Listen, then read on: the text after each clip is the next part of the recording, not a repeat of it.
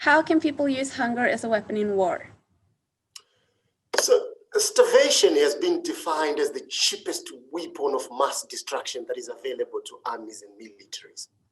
It is very cheap and it is easy to kick off. You know, when you are in a conflict setting, even a momentary burst of violence interrupts livelihood activities if it is precisely and directly targeted. For example, if I launch an attack at a very critical time in the agricultural season, even a short burst of conflict, even for 1 week, can have long-lasting consequences of even up to 18 months. If planting is interrupted, if harvesting is interrupted, and for farmers who depend on livestock, if they cannot move their livestock to pasture, if they cannot find enough water sources for their livestock, it can have serious repercussions on their food security. And often in cases of war, we are seeing that militaries, armies, and people in charge often target civilians at critical times in the farming season. So that way, starvation is being used as a weapon of war. You are deliberately starving people. You are deliberately using hunger to recruit people. So when you look at it, that starvation is being used as a tactic of war. What is interesting about it is that the United Nations Security Council, though, in 2018, it passed a resolution 217 that prohibits the use of starvation as a weapon of war. It actually makes it a war crime for people to use starvation during conflict as a weapon.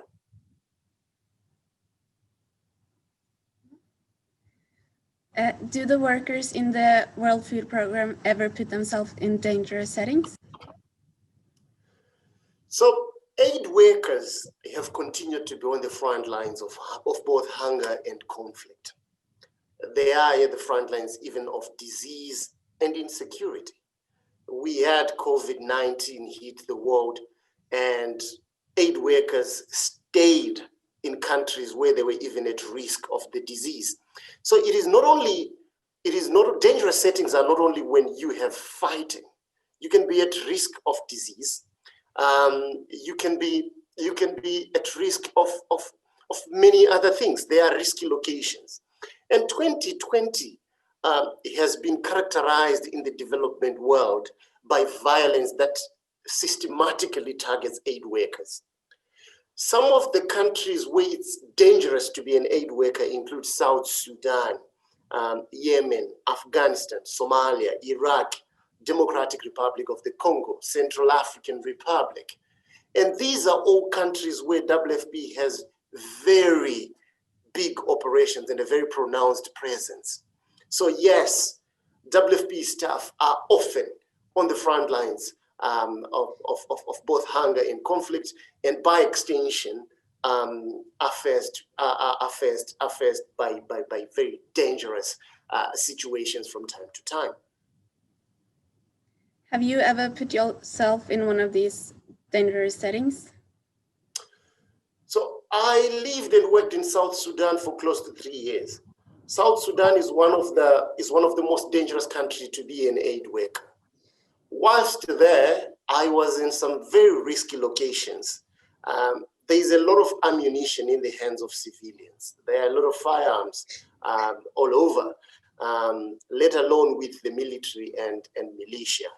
I was heading WFP's communication unit in South Sudan, based in Juba, and would often travel with cameras.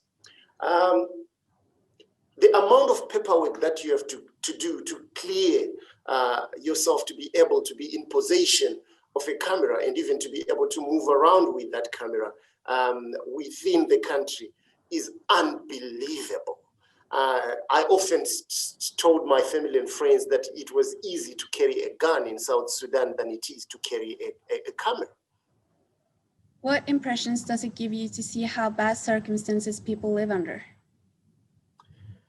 I am in awe at the strength and resilience of people I have met in my travels and during my time working with the World Food Program. I started my career in Zimbabwe.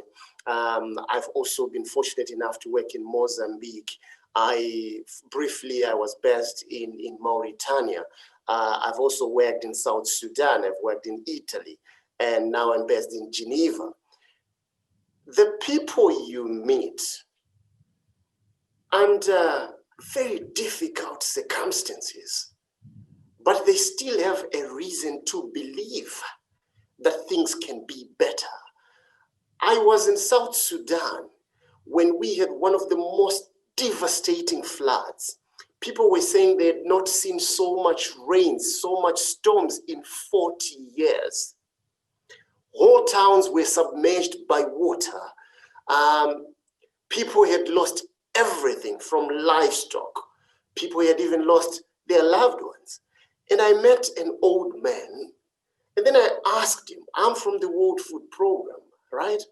And the moment he sees you, I ask him, what are you going to do now? Instead of asking for food, he said, you know what? I've lost everything. I've lost my wife. I've lost my livestock. I've lost the crops that were just about to be harvested in the field. But I tell you what, I will recover most of the things that I have lost. The crops, the livestock, my livelihood, I will recover only if there is peace. So it is the strength of people under very difficult circumstances that stays with me and will forever stick out in my mind.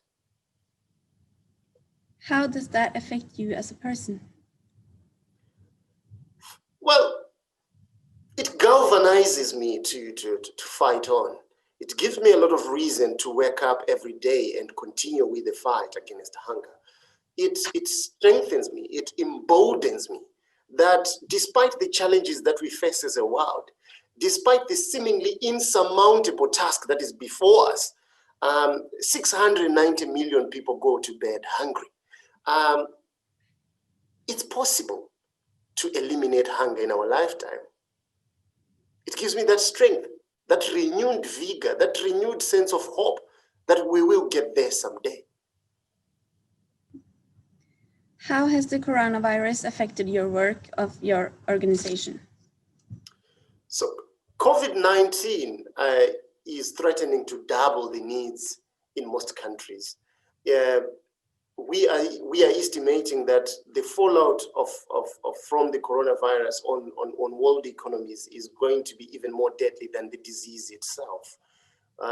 We are very happy that we have now seen the first vaccines being administered to people in most countries, but it's going to take a while before economies recover. Sadly, it's going to be.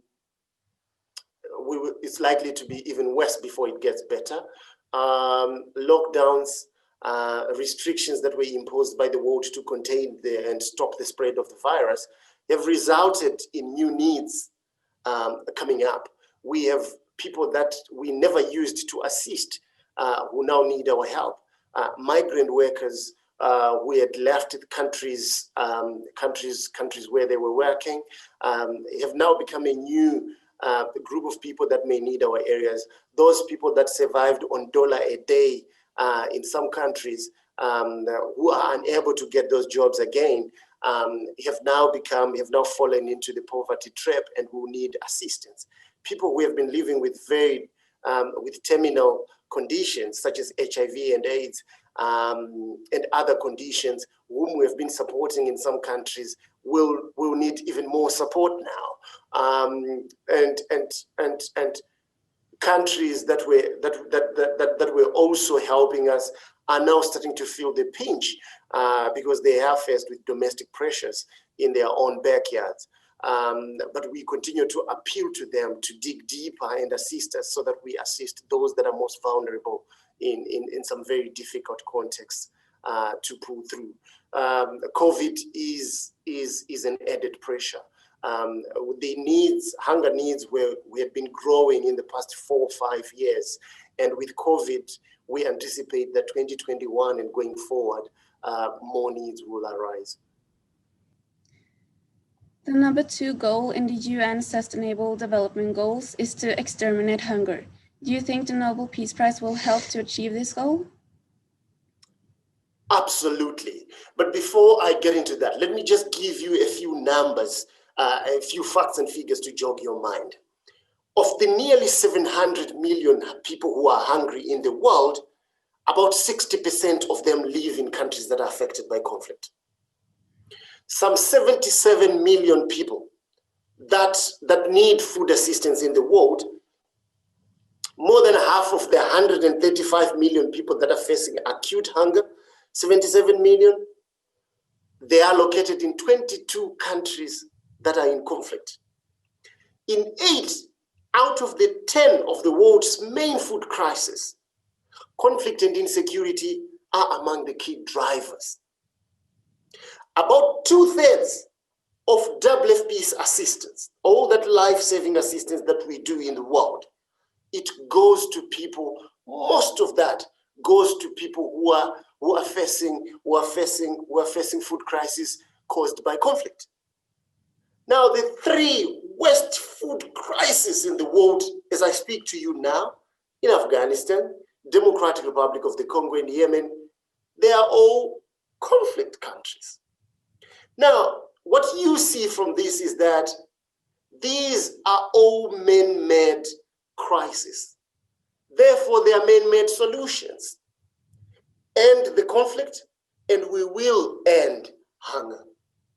And the Nobel Peace Prize, because it highlights the connection between hunger and conflict, is one of the best opportunities that we could have ever dreamed of to help us drive the world towards hunger, towards a world that is free of hunger in the future. How would you describe the World Food Programme's work in 3 words? We feed people.